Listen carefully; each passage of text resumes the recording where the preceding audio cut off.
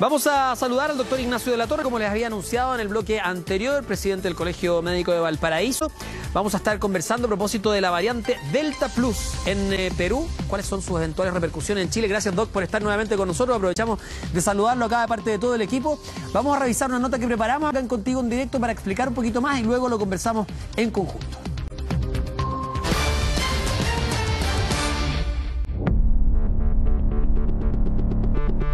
Una nueva variante del SARS-CoV-2 amenaza con llegar a Chile. Este fin de semana recién pasado, Perú confirmó sus 3 primeros casos de la variante Delta Plus, un linaje que ya había sido detectado en otros países. Pese a que aún no se ha propagado de forma alarmante, preocupa a los expertos porque generaría una fuga inmunológica. Efectivamente, no solo se ha implementado la variante Delta, sino ha aparecido la variante Delta Plus, ¿no? Que genera lo que se llama una fuga inmunológica, que es una disminución de la efectividad de la vacuna.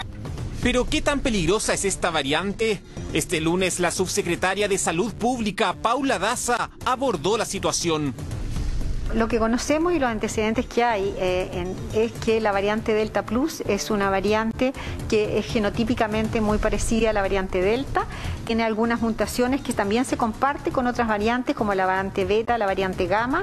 Es una variante que está en estudio, por lo tanto no hay evidencia actualmente sobre efectos de transmisión, de severidad o de evasión inmunológica. Según reportó la Organización Mundial de la Salud, esta variante fue detectada por primera vez en abril de este año. Si bien aún no hay demasiada información sobre ella, el organismo advirtió que podría impactar en la capacidad de los anticuerpos para acabar con el virus. En el mundo se sigue expandiendo la variante Delta de SARS-CoV-2 y se ha descrito una nueva variante de esta llamada Delta Plus que tiene más mutaciones y que podría ser más transmisible que la variante Delta original y no tan bien cubierta por los anticuerpos luego de la infección natural o después de recibir vacunas. Si bien se han reportado algunos casos en los Estados Unidos, también en el Reino Unido y en Perú, el Instituto de Salud Pública en nuestro país hasta este momento no ha reportado casos de esta nueva variante. ¿Podría la llegada de esta y otras variantes generar nuevos brotes en el país? La alta tasa de vacunación en Chile, que se traduce en 13.400.000 personas ya inmunizadas, augura un buen pronóstico, aunque algunos expertos dudan de la efectividad de las vacunas ya utilizadas ante estos nuevos linajes. Mientras hayan infectados, y hay miles de infectados en el mundo, es posible que surjan en esas personas que están replicando el virus nuevas variantes.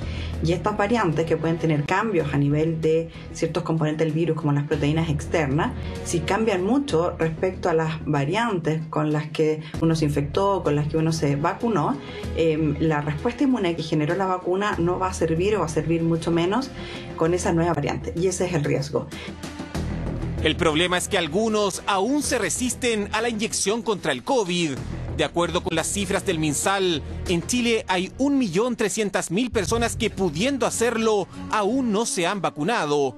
A su vez, 1.800.000 personas no cuentan con su esquema completo de vacunación. Sabemos que pueden haber nuevas olas, pero que en general en los países con grandes tasas de vacunación esas olas han sido de menor magnitud respecto a la primera y la segunda ola. Por lo tanto, pueden llegar, pero deberían ser más contenidas gracias al porcentaje de vacunación. Por eso, reducir el número de rezagados, acelerar la vacunación con la dosis de refuerzo y mantener las medidas de autocuidado aparecen como las claves para disminuir el impacto de estas nuevas variantes y no retroceder en las cifras.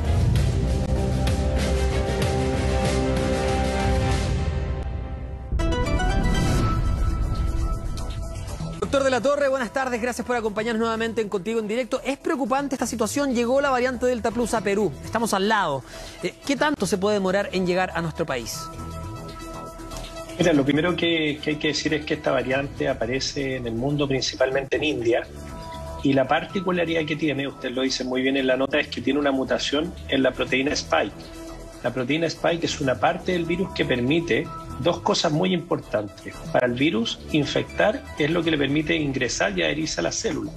Pero para las vacunas ARNA es precisamente la estructura que se utilizó para generar la vacuna. Por lo tanto, si el virus modifica su proteína Spike, podría producirse primero a nivel de in vitro, como así lo demostraron algunos estudios, baja en la respuesta inmunológica de la vacuna y en segundo término, eventualmente una mayor contagiosidad y una menor respuesta de las personas vacunadas, principalmente con este tipo de vacunas de RNA, como Moderna y Pfizer, AstraZeneca, por ejemplo, contra el COVID.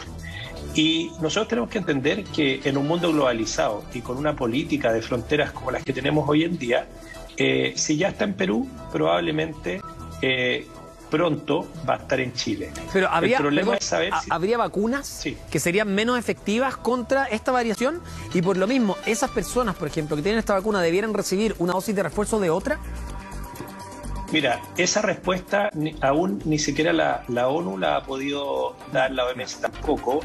¿Por qué? Porque una mutación puede tener un significado o una importancia clínica cuando más allá de la teoría, más allá de la estructura del virus, empieza a producir brotes epidémicos en personas, por ejemplo, que estando vacunadas desarrollaron igual la enfermedad. Eso hasta el momento, afortunadamente, no se ha visto en la India, que tenía circulando a la variante Delta.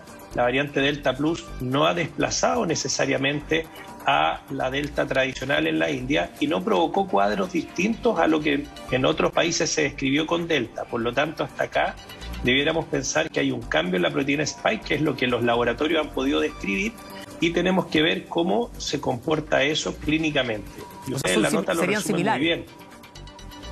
Aparentemente, en cuanto al comportamiento clínico, sí, pero del punto de vista teórico, las vacunas, sobre todo las de ARN, podrían generar una inmunidad por anticuerpos que sería levemente inferior a la inmunidad tradicional que generan frente a las otras variantes distintas al Delta Plus. ¿Y las vacunas de ARN en nuestro país, para los que nos están viendo y dejarlo claro, cuáles son, doctor? AstraZeneca, Pfizer y la de Moderna. Perfecto. O sea, ¿la Sinovac no cae en esa categoría? No.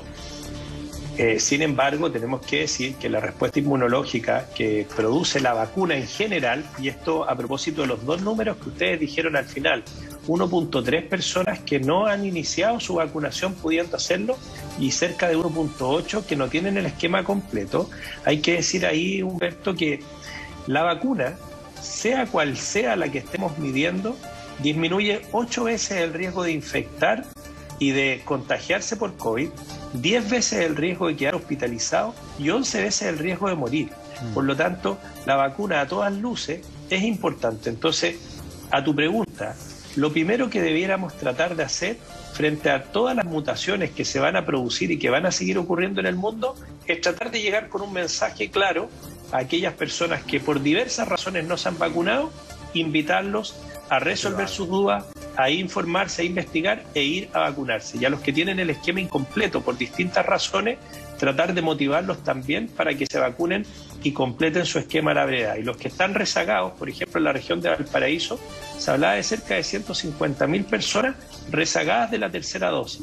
También es insistir que la tercera dosis lo que hace es potenciar la respuesta inmunológica, no solo contra el Delta o contra un eventual Delta Plus, sino contra cualquiera de las formas de coronavirus. Sí. Bueno, sabemos además que hoy rigen más restricciones precisamente por el pase de movilidad a las personas que no han tenido el plan de vacunación. Por lo mismo es importante seguir aportando a través del mensaje que podamos dar, de abrir estas ventanas de conversación, de tratar de decir por qué es tan importante la vacunación. Ojo, no se trata de no contagiarse, se trata de no morirse por el COVID diariamente. Tenemos que seguir lamentando muertes en nuestro país. Doctor, queríamos dar este espacio diario que hacemos siempre para hablar de la situación de la pandemia en nuestro país. Muchas gracias por su tiempo, como siempre, por conversar con nosotros acá en Contigo en Directo. Que esté bien. Muchas gracias, que esté muy bien. Igual. Chao. El doctor Ignacio de la Torre conversando con nosotros. Nos vamos a ir a una pausa.